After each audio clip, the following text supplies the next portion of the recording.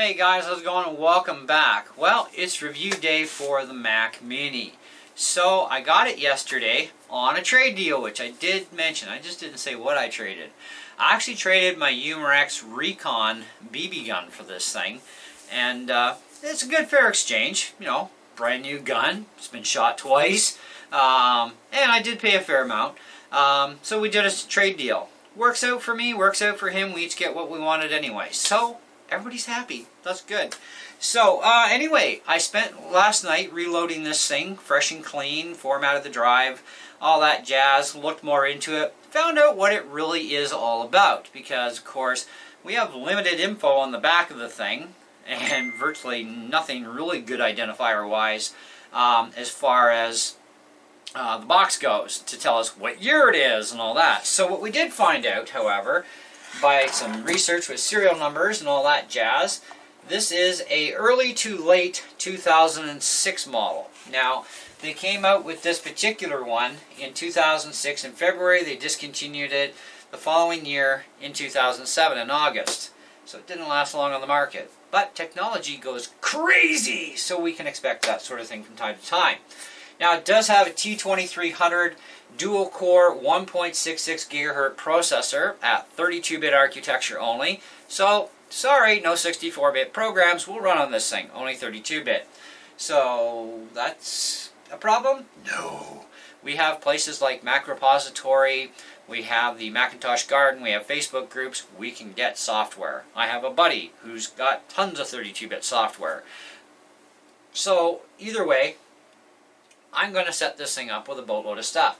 However, this thing was upgraded once, for the RAM at least. They put a gig and a quarter total into it, so they left one of the 256s there. Because it only came as a base model with half a gig of RAM at the time. So, which a lot of people say, well, that's not a lot of RAM. Well, it actually kind of is for back in the day, so, you know, PCs weren't any different. It does have a gig and a quarter in it. It will go to 2 gigs max, and it turns out through all my stripping of those computers that I did recently that I picked up that big carload, I now have a mitt full of RAM that'll work in this thing. So, it's just too bad there was no third-party solution to go to like 4 gigs of RAM. But we can go to 2, and I've got the RAM to do it. But I'm going to hold off. I'm upgrading the hard drive in this thing to an SSD. It does have a mechanical drive. It's 60 gig. It came with a 60 or 80 gig, depending on how you ordered it. But if you just got base model out of like your local store, you got 60 gigs, you got half a gig of RAM. Now the video on this is not upgradable. It does have 64 gigs, or 64 megabytes, sorry, 64 megs of video, which again doesn't sound like a lot, but for the time period it was quite a lot. Anyways, it is shared with the RAM. Now the processor and the RAM, the front side bus of the processor is actually 667. And therefore they've also matched the RAM exactly the same speed.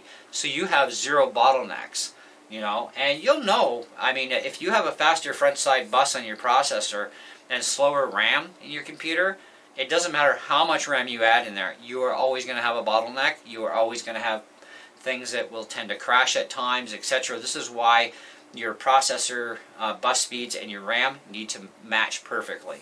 Okay, then you don't have the bottleneck issues. Another reason why you shouldn't actually mix, even though you can on some machines, you shouldn't mix faster and slower RAM together, because that can also cause bottlenecks and crashes and that sort of stuff. But just because you can doesn't mean you should. Anyways, so we've got 2 RAM slots in this thing, obviously. The video card is the Intel GMA 950, and it says integrated, but again it is shared with the RAM of your computer. So, which kind of really doesn't make sense when they say, well, it's an integrated video card, but yet it's also shared. It's kind of a real mix-up on this one. I don't get it completely.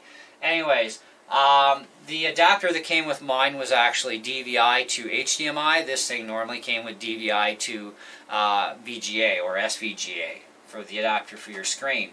You don't get keyboards and mice with these either, by the way. The 60 or 80 gig drive is very common. Mine's got the 60.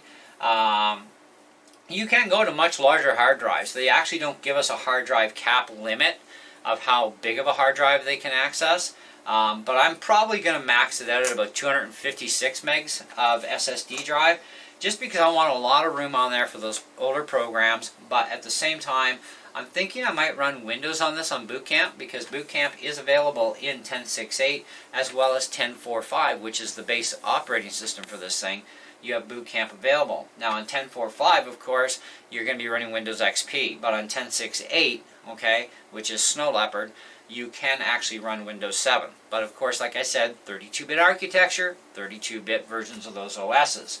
And then you can run the Mac OS and the Windows OS and have all the games at your disposal on both sides of the fence. So whatever wasn't available for the Mac side but was for the Windows side, you can run them, as long as, of course, we're talking programs that will still run under Windows 7. Anyways, no OS 9 support in this thing at all. Now, you can actually install fresh from your installer. If you go customize for your Mac OS, you can actually get access to QuickTime 7 as well as Rosetta. Those will not be installed unless you do a custom install. In which case, I went custom to see what was in the custom list, and it's like, oh, I got Rosetta and I've got QuickTime 7. Sweet! Slam those in too. Anyways, now we're fully decked out. So that's our basics on the computer itself, other than it does have 10100 gigabit Ethernet port built in, does have Bluetooth 2.0 with EDR, Airport Extreme card is in here with 802.11 GB and N, I believe, is supported on this thing, if I remember I read that correctly.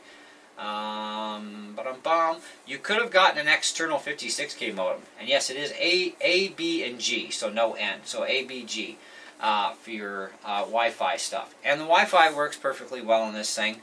Now, here's something though. Because it's such an old OS, right, and we know with old, out-of-date, unserviced OSs anymore, you have no security. We're in the same boat here. Worse off with Snow Leopard than you would be with, say, El Capitan, okay, or High Sierra. Those are still unsupported OSs, but at least you can have some security as far as the browser goes if you use like Google Chrome or Brave on El Capitan or higher. Brave is likely not even going to run on this, I don't know, but it's not going to be better than Google Chrome. Now, there is an old version of Google Chrome that should load into this thing without a problem. So we could actually get to YouTube because Safari won't. Okay, and even though I installed the OS, it had a whack load of updates, including a 10.6.8 combo update, which I did all the updates.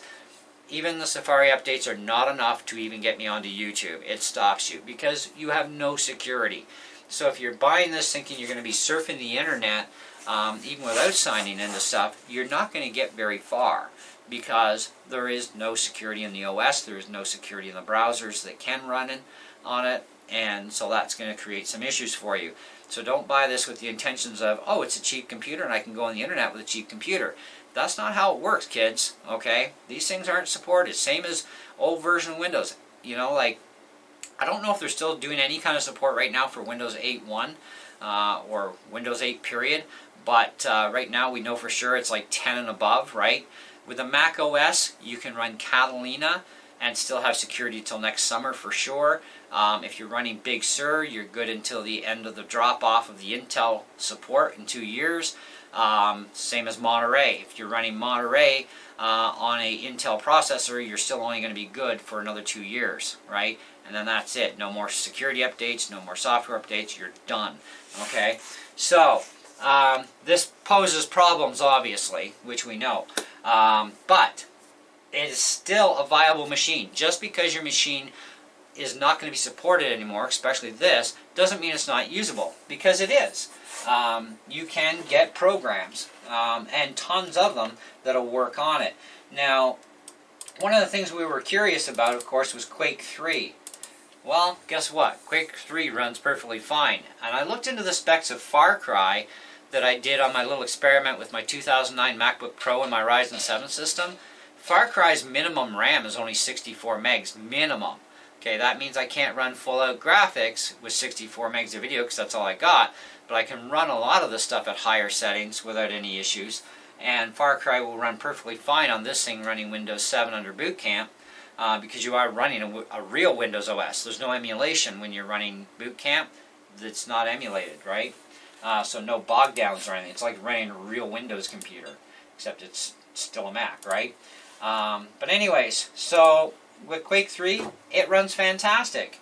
So it's like, great! I love this big screen Quake 3. I have Quake 3 actually sitting on my eMac. And it's a little bit smaller screen, but on a 27. Is it ever nice to play this on a 27? I love the plasma gun.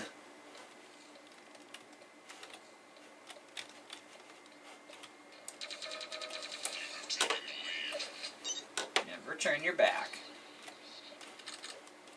I'm getting pretty good at this game.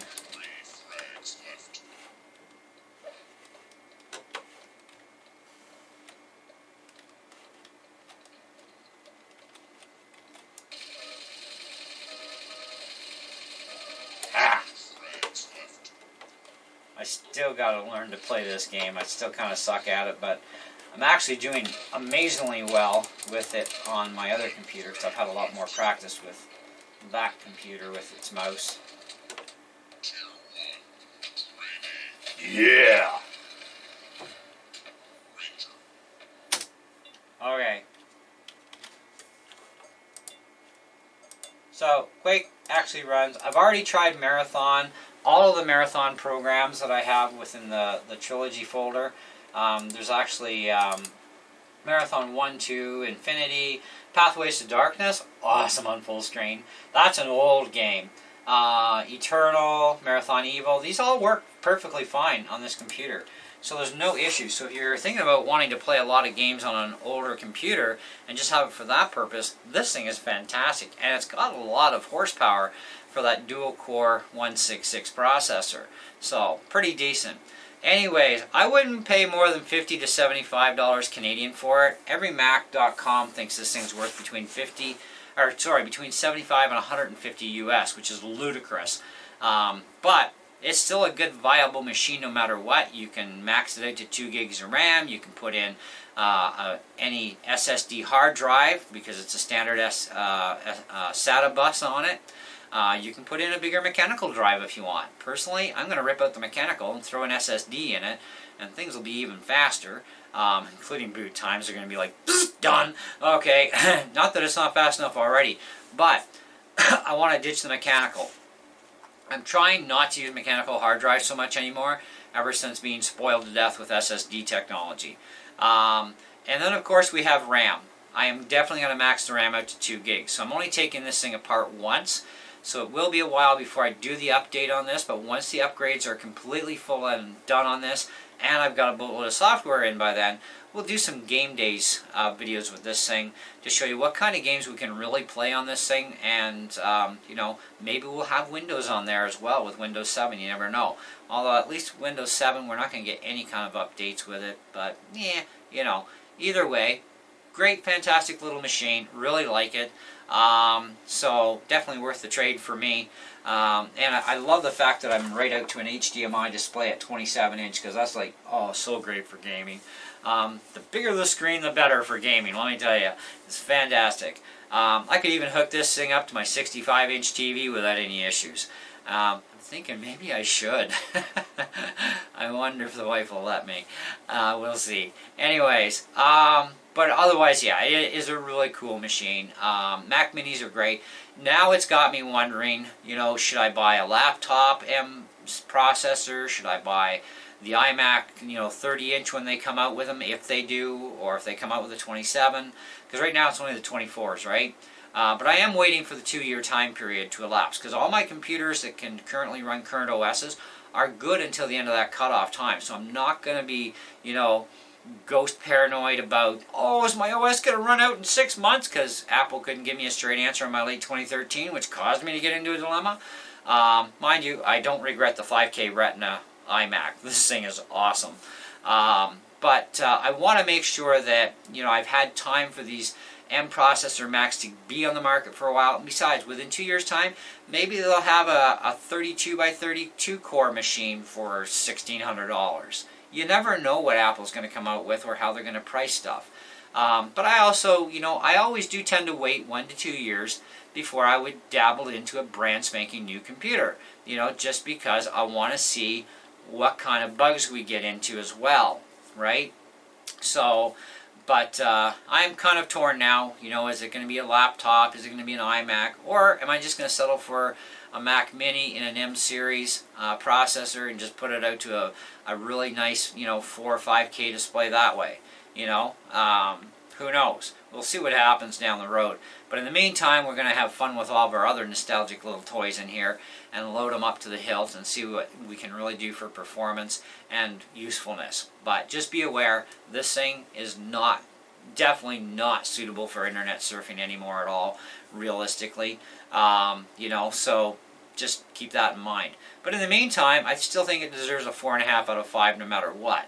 And even on the trade deal I got, which was a great deal, even if I did pay cash, I would not have personally paid more than $75 Canadian tops for this thing, because it's not worth more than that, okay, realistically. Anyways, that's where I'm at with it. Let me know what you guys think in the comments below. I'm going to go play some more Quake so I can get used to playing Quake on this machine now. So, see ya!